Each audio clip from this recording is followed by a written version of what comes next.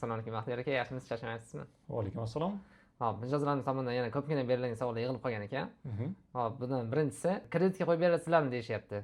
Kredit masalasiga biroz o'ylanishga qarayman, chunki uni halolligiga shubham bor. O'shaning uchun biz hozirgacha birorta ham apparatimizni kreditga sotmadik va bundan keyin ham mana shuni bir ustuvor bir qadriyatimiz sifatida saqlab qolmoqchiman. Qolaversa, boshqalarga ham kreditga mo'yka qurmaslikni tavsiya qilaman. Ayniqsa bundan buyog'iga mo'ykalar bilan bozor borgan sayin to'yinib boryapti. Mo'ykalar o'rtasida o'zaro raqobat kuchayib boryapti. To'g'ri, mashinalar ham tezlikda ko'payib boryapti, lekin baribir sof foyda boshdagi, masalan, mo'ykalar endi chiqqandagi dastlabki 1 yil, 2 yildagidek emas hozirlar.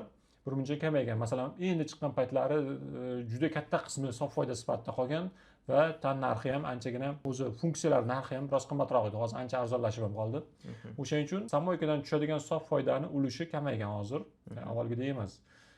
Bunaqa sharoitda matematik jihatdan qarasak ham, mana diniy tomonini chetga surib turib, e'tibor qaratmasdan turib, faqat matematikasini o'ziga qaraydigan bo'lsak ham, o'zini oqlashiga nisbatan uzoqroq vaqt talab qilinishi mumkin. Mana shu ikkita faktor, ayniqsa birinchi o'sha islomiy qadriyatlarga to'g'ri kelishiga shaxsan o'zim shubham bor. Aynan shu masala va ikkinchi faktorni ham inobatga olgan holatda umuman kreditga olmaslikni ham tavsiya qilaman va biz o'zimiz hech qachon sotmaymiz ham kreditga.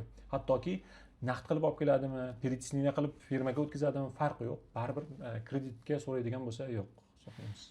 Tushunarli, rahmat. Keyingi savolimiz, masalan, foyda haqida so'rashyapti. Bitta boks kunlik tushum 800 ming so'm, shunda qancha foyda bo'ladi bir kunda deyishyapti. Masalan, 800 ming so'm desak bir kunda. 800 ming so'm, agar realniy 800 ming so'm tushayotgan bo'lsa, bu yaxshi ekan. Hozirgi mana yog'ingarchiliklar biroz kamayib qoldi. Mana shunaqa muhit uchun juda ham yaxshi ekan. Agar shunchaki 800 ming so'm aytilgan gap bo'ladigan bo'lsa, unda bilmadim nima uchun 1 million emas deb 1 million deb so'ralmagan. 1 millionni tasavvur qilib olish uchun proporsiyasini chiqarib olish osonroq. Masalan, agar joy o'ziniki bo'lsa, katta yo'lda yuzi bo'ladigan bo'lsa, mashina serqatnov joy bo'ladigan bo'lsa, aholi zich yashaydigan bo'lsa va o'sha atrofdagi mashinalar soni ko'p bo'ladigan bo'lsa, atrofda yaqinroq joyda pitak bo'ladigan bo'lsa yoki shunga o'xshagan mo'ykaga tushum qilib berish faktorlari ko'proq bo'ladigan bo'lsa, u holda mo'ykani tushumi yaxshi bo'ladi. Agar qanchalik ichkari joylarda, qanchalik bokslar soni kam, qanchalik o'sha mo'ykadagi qulayliklar soni kam, kimlardir masalan havo pistolet bilan havo chiqarib beradigan narsa qo'yib qo'yapti, kimlardir suvoy tuman qo'yib qo'yapti yoki ballon qoraytirishni tekin qilib qo'yapti, kimlardir plyusosni tekin qilib qo'yapti, bu hokazo. Mana shunga o'xshagan faktorlar qanchalik ko'p kamligiga mo'ykadagi tushumga ta'sir qiladi. O'shaning uchun har bir mo'yka uchun bu tushum miqdori individual. Masalan, qarab turadigan odam bo'lish kerak mo'ykada. Ko'pincha masalan mayda pul bo'lmaydi mo'ykaga kelgan mashinalarda, o'shanaqa paytda mayda pul qidirib qolish mumkin. Masalan, ba'zi bir mijozlar bo'ladi, juda ham shilqirti chiqib ketgan yoki skoshlab tashalgan, ikkita pulni bir-biriga ulab tashalgan bir narsa pullarni ham tiqadi. Masalan, mijozlarimizda bir necha marta bo'lgan. Video vizitdan chiqqanmiz, ayniqsa yangi o'rnatilgan mijozlarda ko'p bo'ladi shunaqa holat. Video vizitdan chiqqanmiz, ko'piropryomnikni qanday ochib ichidagi tiqilib qolgan pulni olib tashlashni ko'rsatganimizda, ichiga shunaqangi narsalar tiqilganki, endi xullas aytmoqchimanki, mo'ykaga pul tiqilib qoladigan bo'lsa, tushum to'xtab qoladi. Bunga o'xshagan faktorlar ham juda ham ko'p-da. O'shaning uchun aniq buncha foiz deyish biroz umumiy tushuncha bo'lib qoladi, lekin o'rtacha statistika bor. Mana joy o'ziniki bo'lsa, tushum zo'r joy bo'lsa, ya'ni mashina obroti zo'r joy bo'ladigan bo'lsa va bokslar soni ko'proq bo'ladigan bo'lsa, maksimal mo'ykada qulaylik qilingan bo'lsa, 30% gacha, ya'ni atrofda konkurentlar ham kam bo'ladigan bo'lsa, 30% gacha xarajatlarga chiqib ketib, qolgan 70% sof foyda sifatida qoladi. Agar konkurensiya kuchaygan, xullas hozirgi aytib o'tilgan yuqoridagi faktorlarning hammasi maksimal darajada o'sha sof foydani kamaytiruvchi faktor sifatida ishlayotgan bo'lsa, u holda mo'ykani ulushi kamayib ketadi. Hatto ba'zilar aytayapti, biz mo'yka ochdik, daromad qila olmayapmiz. Sizlar bunaqa deb bizlarni qiziqtirib, mana o'zingizga masalan lichkaga yozganlarni ko'rgansiz, biz daromad qila olmadik deb yozganda, sizlar bizdan ham mo'yka olganmisiz dedim. Deb yozdikmi, yozmadikmi? Instagramda yozishganda, xullas bizdan ham mo'yka olmaganda ular. Bitta tomoni mana sammoykani funksional imkoniyatlarini mukammalligi ham ko'p narsani hal qilib qo'yadi. O'sha klientlarga berayotgan qulayliklar ham ko'p narsani hal qilib qo'yadi-da. Shunchaki faqat hali pena bilan suvni chiqarib beradigan oddiy mo'yka bo'ladigan bo'lsa, u na tejaydi, na boshqa qiladi. Xarajatlari ko'p va sof foydasi proporsional ravishda kam bo'ladi. O'shaning uchun o'ylab ko'rish kerak. Sammoyka olayotgan paytda, ayniqsa bundan buyog'iga yana ham detalni o'rganish kerak. Aytgancha, bitta muhim narsa, sammoyka olishdan oldin albatta o'rganib chiqish kerak bo'lgan narsa, bitta qog'oz olinadi. Qog'oz tursa bir bilmadim nech pul turadi, bitta ruchka 10 ta list olsa, общий bir 3000 so'm bo'ladi. Shu 3000 so'm bilan har bitta boksdan bir $300 tejab qolishi mumkin. Yarim soat vaqt. Oladi, nima qiladi? Mana bitta listni oladi, mana palonchi, pismotonchi, masalan, bot moyka. Moyka. Telefon nomeri, masalan, +99 va hokazo 2935. Da nima? Garantiya 1 yilga beriladimi? Umuman garantiya qancha vaqtga berasizlar? Xo'p, buzilib qolsa servis qanaqa bo'ladi? Ikkinchi savol. Uchinchi savol nima bo'ladi? To'rtinchi savol, o'zi uchun savollar ketma-ketligini tuzish kerak. Bu savollar ketma-ketligini tuzish uchun prosta mantiqan o'ylab ko'rish kerakda odam. Hozir men shu savollarni bermasdan, moykani, umuman texnikani, umuman ilm-fan ozginagina bo'lsa ham, hatto fundamental qismini o'rganmasdan turib moykani o'rnatib qo'yadigan bo'lsam, ertaga men oilamga qanchadir daromad olib kelishi mumkin bo'lgan pulni bir uyum temirga aylantirib qo'ymaymanmi? Ertaga bu temirni ertaga masalan na moykaga kelib turib birorta odam daromad qila olmay qolishi mumkin, na bu moykaga daromad qila olmagandan keyin sotib yubora olmayman ham degan narsani sal xayoldan o'tkazib turib hisob kitobini qilish kerak.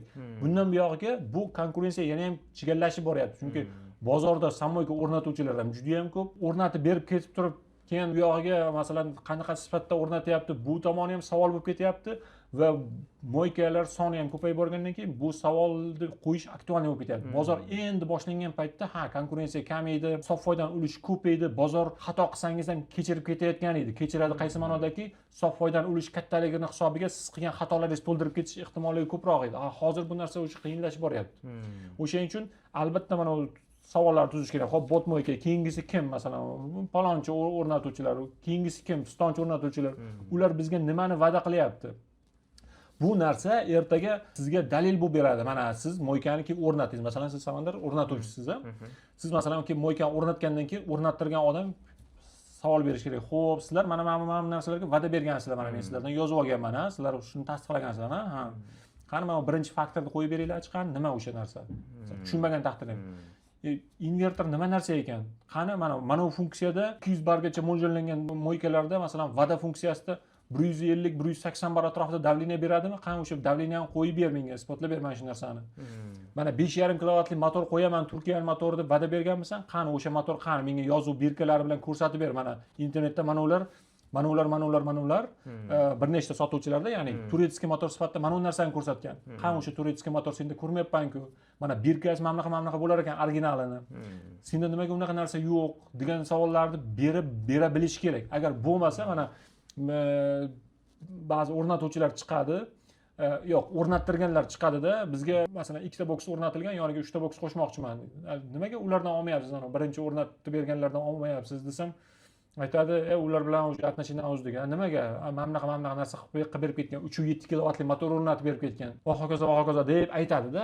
Nimaga talab qilib olmagansiz tushunmaganman. Tasavvur qiling, har bitta boksda misol uchun $500 ketgan bo'lsa ham, ikkita boksdan $1000 mana shu o'zida yo'q. Prosta mana 3000 so'mlik xarajat yo'qligi uchun, yozib qo'ymaganligi uchun. O'shaning uchun o'rganishni tavsiya qilaman. Ilm o'rganish har doim kerak va men mana shuni taklif qilaman mijozlarimizga, umuman kuzatuvchilarga, nafaqat mijozlarimiz, hamma kuzatuvchilarga.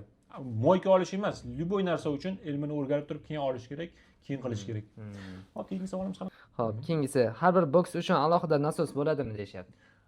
Nasos qaysi ma'noda? Agar moyka apparati, karcher apparatiga suvni yetkazib berish uchun qo'llaniladigan nasos sifatida aytilayotgan bo'lsa, bu nasosga zarurat yo'q. Yerdan 2 metr balandlikda bochka qo'yamiz deganmiz, o'sha bochka yerdan 2 metr balandlikda qo'yiladi, sababi samoxodga davleniya bilan moykagacha suv me'yorida yetib keladi. Agar nasos qo'yiladigan bo'lsa, birinchidan tok rasxodi, ya'ni o'sha nasoschi ham ishlashi uchun, moykaga suvni yetkazib berish uchun tok sarflab turish kerak. Ikkinchidan, har bitta boksda bo'ladi, yo umumiy qo'yib yuborsa ham, masalan, yetkazib beruvchi nasos umumiy qo'yib yuborilgan taqdirda ham, agar bir vaqt o'zida bir nechta nasoslar, karcherlar, sammoykalar bir vaqt o'zida ishga tushgan paytda, ana nasos ulgurib bera olmay qolishi mumkin.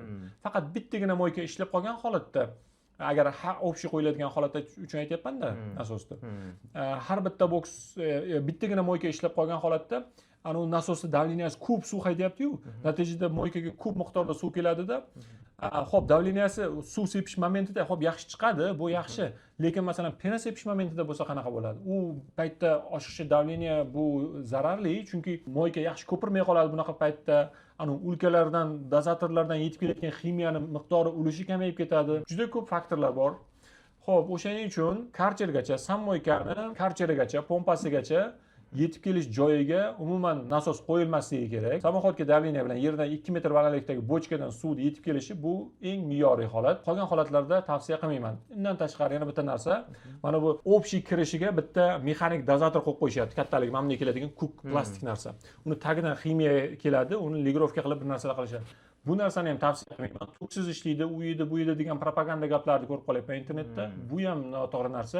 Aslida o'sha ichida mana mexanikasini o'rganib chiqqanimda, o'sha dumaloqni ichida porshini bo'ladi. O'sha porshin tepasidan suv bir tomondan kirib, ikkinchi tomondan chiqib ketayotgan paytda o'sha porshinda o'sha kirib chiqib ketayotgan suv mexanik harakatga keltirib beradi. O'sha porshinni mexanik pastga tepaga tushib chiqish momentida pastdan xuddalik kachalka kran bor-ku, o'shanga o'xshab pastdan ximiyani tortib olib chiqib beradi. Bu suvni kirib kelishiga, bu porshinni turishi, bu suvni to'silishi natijada pompaga suv yetishmaydi. Golodaniya deydi yoki o'zbekchasiga och qolib ketishi, ya'ni mo'ykani och qolib ketishi, suvga to'yina olmay qolishi. Natijada pompani ovozi baland chiqadi, motorga tushayotgan nagruzka oshadi, tok sarfi oshadi, ba'zi hollarda invertorda ошибкаga o'tib ketishi yoki pompani uzoq vaqt xizmat qilmasdan tez salniklarni yeb tugatib tashlayverishi va hokazo. Har tomonlama zarar. O'shaning uchun hech qachon mana shunaqa mexanik nasosli dozatorni tavsiya qilmayman. Muammosi juda ham ko'p. Hozirgacha bilmadim, hozirgacha esimga kelgan muammolarni aytib chiqdim. Undan tashqari muammolar bo'lishi kerak. Xo'p, savolimiz bor ekan. Keyin ko'p beriladigan savol birinchi savolga o'xshab ketadi. Bo'lib tursak bo'ladimi deyishadi. To'lashga boshida ishlayotgan edim, lekin oxirgi paytlarda bu imkoniyatni suiiste'mol qiladigan klientlar ham chiqib qola boshladi va natijada buni to'xtatib qo'ydik. Butunlay to'xtatdik. Hech kimga hozir bo'lib to'lashga qilib bermayapmiz. Tushunarli. Savollarni shunday iborat edi. Rahmat kattakon. Savollar uchun rahmat. Sizga ham rahmat. Savollar uchun rahmat. Bu mijozlar, kuzatuvchilarimizga rahmat. Savollar berib turgan Samandarga ham rahmat. Rahmat kattakon.